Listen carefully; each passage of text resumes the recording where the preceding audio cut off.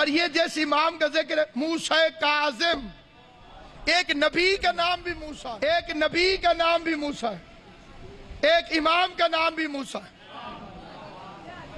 وہ بھی موسیٰ یہ بھی موسیٰ برابر ہو گئے۔ بھائی نوید قرآن کی قسم کھا کے کہتا ہوں، عباس کے عالم کی قسم، میرے پر ہوتے میں فرش پہ فکرہ نہ پڑتا ہوں، میں ہوا میں پرواز کر کے فکرہ پڑتا ہوں۔ وہ بھی موسیٰ یہ بھی موسیٰ، وہ نبی معصوم یہ امام معصوم، وہ موسیٰ نبی یہ موسیٰ امام۔ لیکن جب میں نے قرآن پڑھا تو اس نبی کا نام نکلا موسیٰ غضبان، غصے والا موسیٰ، اور اس کا نام نکلا موسیٰ کاظم، غصے کو پی جانے والا۔ میرا امام ہے موسیٰ کاظم، نمبر ہے ائمہ میں 7واں، 7 کے عدد میں اللہ نے کائنات جمع کر دی۔ نماز پڑھ جو زمین پہ آزاد دیکھنے ان کی تعداد 7، سمندروں کی تعداد 7، زمینوں کی تعداد 7، آسمانوں کی تعداد 7، کوثر الرحمن کے رنگوں کی تعداد 7، قرآن کی منزلوں کی تعداد 7، سورہ الحمد کی آیتوں کی تعداد 7، کعبے کے گرد چکروں کی تعداد 7، صفا و مروہ کے درمیان دوڑنے کی تعداد 7۔ میں زندان میں آئی، میں نے دیکھا جب اس نے کہا یا رب، 70 دفعہ آسمان سے جواب آیا لبیک لبیک۔ امام زمانہ فرماتے میرا سلام ہو اس قیدی پر جس کے جسم کا گوشت زنجیریں کھا گئے۔ ہمارا ایک عالم تھا شیخ توسی، اس نے وصیت کی جب میں مر جاؤں مجھے کربلا دفن کرنا۔ اس وقت وہ کاظمین میں تھا، کیونکہ جو کربلا میں دفن ہو اس کا حساب نہیں ہوتا۔ تھوڑی دیر بعد آنکھ کھلی، بیٹوں سے کہا وصیت تبدیل کرو، مجھے کاظمین میں دفن کرنا۔ بیٹوں نے پوچھا بابا وصیت تبدیل کیوں کرائی؟ کہا جب مجھے غش آیا تو میرا 7واں امام میرے خواب میں آیا، سر سے پاؤں تک لوہے کی زنجیروں میں جکڑا ہوا تھا، مجھے دیکھ کے کہنے لگا توسی تجھے میری شفاعت پہ یقین نہیں ہے؟ مدینے میں سید نے کیا فرمایا؟ میں بیٹیوں سے مل رہا ہوں۔ انہوں نے کہا کوئی ضامن ہے تو پیش کر۔ 2 اونٹ ان بغیرتوں نے تیار کھڑے کیے تھے، ایک کا رخ بصرے کی طرف تھا، دوسرے کا رخ بغداد کی طرف تھا، تاکہ پتہ نہ چلے کہ موسیٰ کاظم کو زندان میں سے گرفتار کرنے کے بعد مدینے سے کہاں لے کر گئے۔ مسلمان ایک ایک کر کے بازار چھوڑنے لگے، جدھر تیرا غریب قیدی امام دیکھتا تھا مسلمان نظریں نیچی کر کے چلے جاتے تھے۔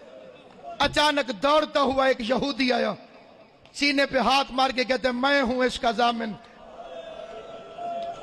اس کی ضمانت میں دیتا ہوں۔ مجھے اب پتا چلا اس کا نانا رات کو مجھے خواب میں کلمے کیوں پڑھا رہا۔ اب آدھائی تو اس کا ضامن کیوں ہے؟ او میری ماں بہنوں بیٹیوں، لفظ سننا، تم چادر کے سائے میں رہو جناب زہرا کے، اپنا بھائی سمجھ کے بیٹا سمجھ کے یہ لفظ توجہ سے سننا۔ یہودی کہتے ہیں مجھے 15 سال ہو گئے اس کے محلے میں رہتے ہوئے، مجھے آج پتا چلا اس کی بیٹیاں بھی ہیں۔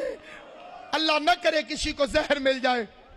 زہر میں 2 چیزیں ہوتی ہیں، شدید خشکی، کوئی حکیم ہو تو اس سے پوچھ لو، یہ گلے کو جا کے جکڑ لیتی ہے۔ اللہ نہ کرے شیعہ سنی مسلمان بھائیوں کسی کو زہر مل جائے، اسے 2 چیزوں کی ضرورت ہوتی ہے۔ پہلے تڑپنے کی جگہ کہ کوئی اسے کھلا چھوڑ دے اور وہ اپنی مرضی سے تڑپ سکے، دوسرا پینے کے لیے پانی۔ جس قیدی کا جنازہ اٹھانے کے لیے بیٹھے ہوئے ہو اس کو تڑپنے کے لیے جگہ نہیں ملی، پینے کے لیے پانی نہیں ملا، بے غیرتوں نے مسجد سے اعلان کیا رافضیوں کا امام مارا گیا، جس کا جنازہ اٹھانے والا کوئی نہیں۔ اگر کوئی مزدور اعلان سنے تو وہ جنازہ آ کے اٹھائے۔ 4 مزدور آئے، میں لفظ بدل کے کہتا ہوں دیکھ لیں میری طرف، 4 بدتمیز مزدور آئے، नहीं, लफ्ज मेरा नहीं समझा हर बंदे ने। मैंने इन्हें बदतमीज क्यों कहा? किसी वजह से कहा। दुआ करो कुरान वो उठाए जिसे कुरान की इज्जत का पता हो। मातम करना जिसका सीना ना दुखे। मातमी जवानों, कुरान वो उठाए जिसे कुरान की इज्जत का पता हो। मुझे हजरत ज़हरा की कसम, इन बेगैरतों ने जनाजा उठाया। कमीने एक दूसरे से कहते कैदी का तो वजन कोई नहीं, कैदी का वजन तो कोई नहीं, जंजीरें इतनी भारी है हमसे उठाया नहीं जाता। जंजीरें इतनी भारी है जिसे 4 मजदूर जिन जंजीरों को ना उठा सके वो तेरा अकेला इमाम उठाता रहा। बगदाद का बोलाया, मुझे पाक जनाजे की कसम, इन बेगैरतों ने जनाजा रखा नहीं बल्कि मेरे 7वें इमाम का जनाजा बेरहमी के साथ पुल पे फेंका। कोई काले बुरके वाली बीबी थी जो पुल के पास दौड़ती थी, रो रो के कहती थी हाय मेरा कैदी बेटा।